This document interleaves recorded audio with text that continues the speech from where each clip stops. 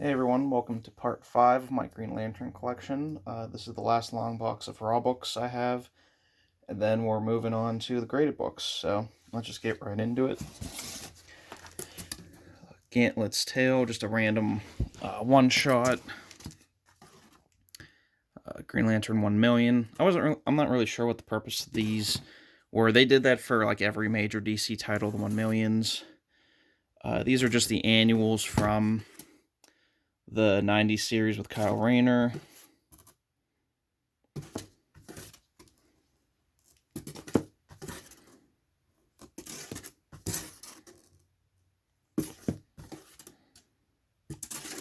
I don't have too much to say about these. I rarely read annuals, and when I do, it's like only once, so I couldn't remember what these are about. This was a cool 3-issue miniseries. This is Flashpoint Abin Sur as a Green Lantern. And something, I don't know if this was, I'm assuming this was intentional because of around when this was coming out, but they're in like their movie costumes. Like, especially you can see on Sinestro, like all the extra lines and he's kind of drawn like that too. He's like how Mark Strong looks with the makeup on. But yeah, just something that I'd point out. This one's really cool. This is where Abin Sur becomes a White Lantern. One of the worst Green Lantern series in my opinion. Rebirth Green Lanterns. I got this purely because I consider this like a Green Lantern Corps book. But I really don't like either of these characters. Jessica Cruz I can tolerate.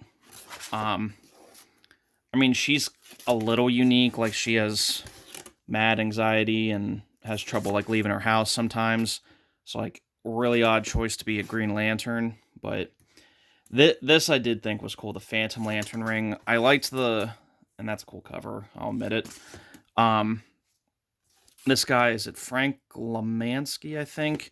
He gets control of the Phantom Lantern ring, but it can access all 7 cores. It cannot access black or white, or at least what we saw, it could not access black or white.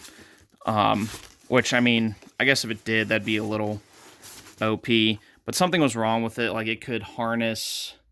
It was like harnessing the person's individual body or something as a power lantern or as a lantern battery.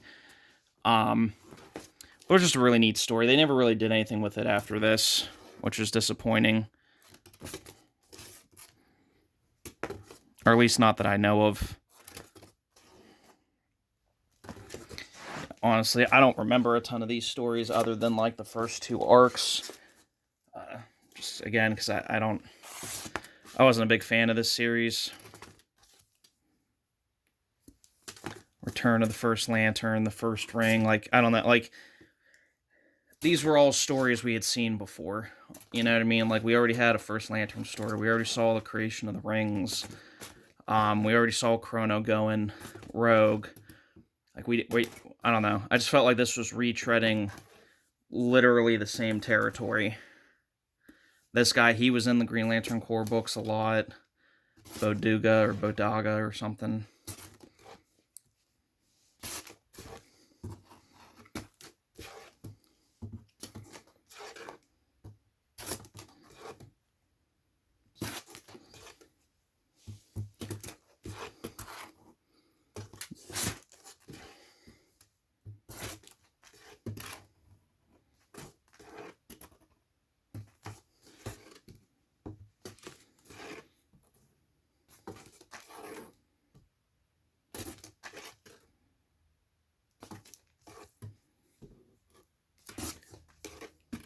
I don't even remember which issue this series ends on.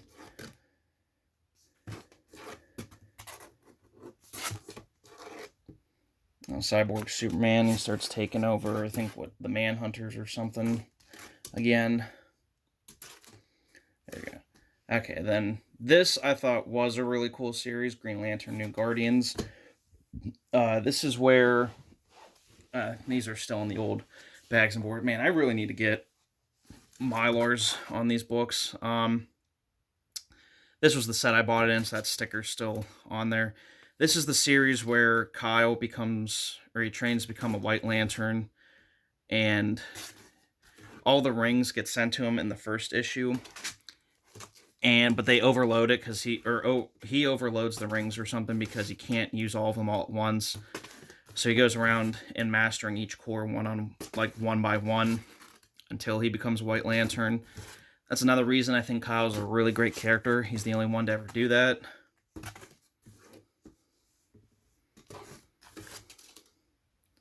Some really good covers on here, really good art.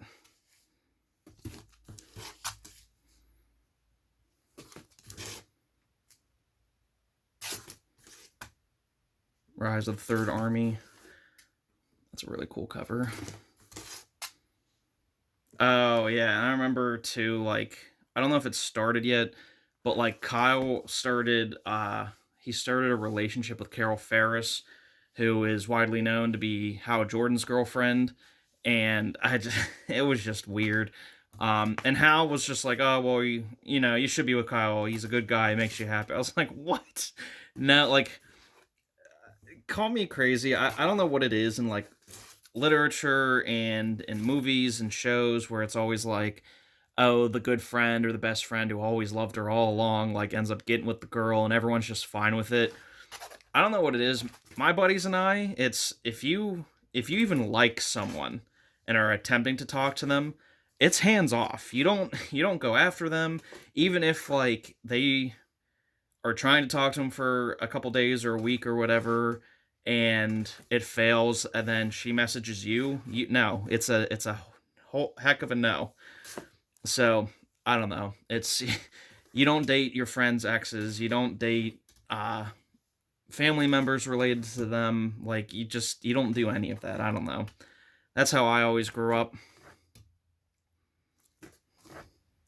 Let's go on a relationship example. I know we're here for comics, but it's the last issue.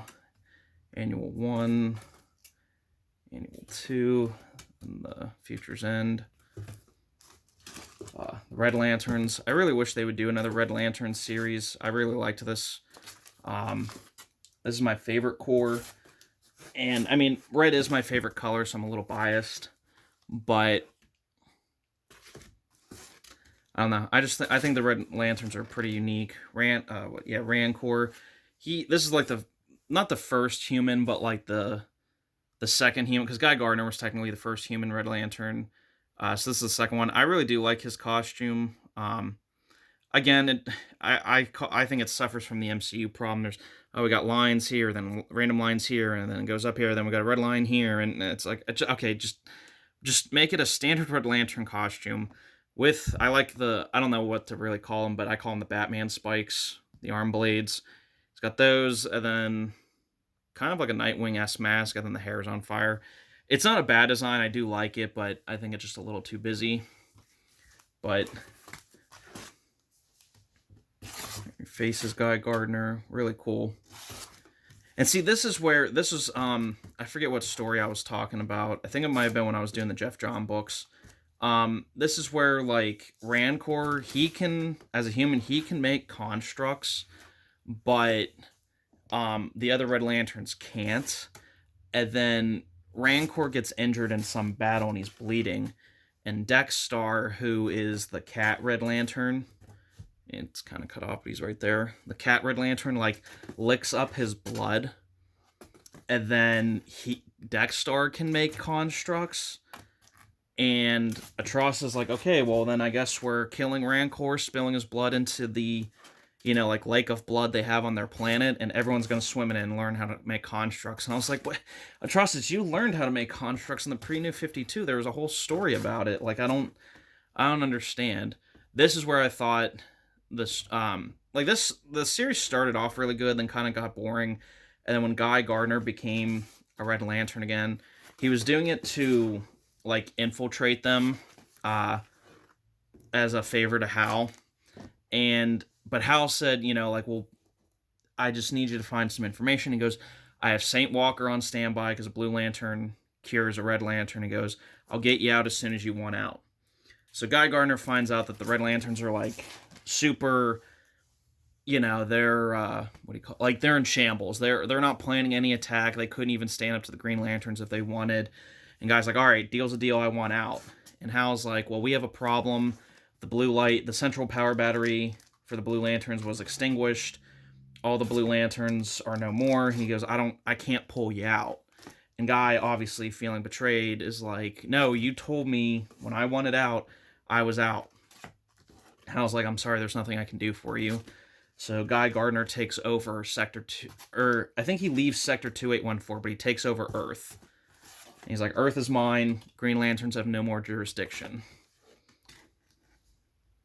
And I think this is where he fights Atrocitus again and wins again. Godhead. Really confusing story.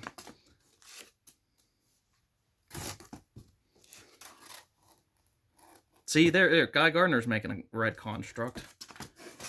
Maybe it's just a human thing. I don't know.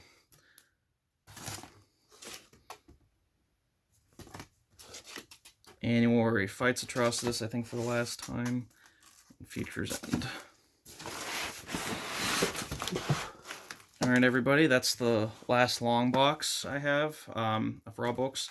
So I got 4 graded long boxes to go, and I'll see you in those videos.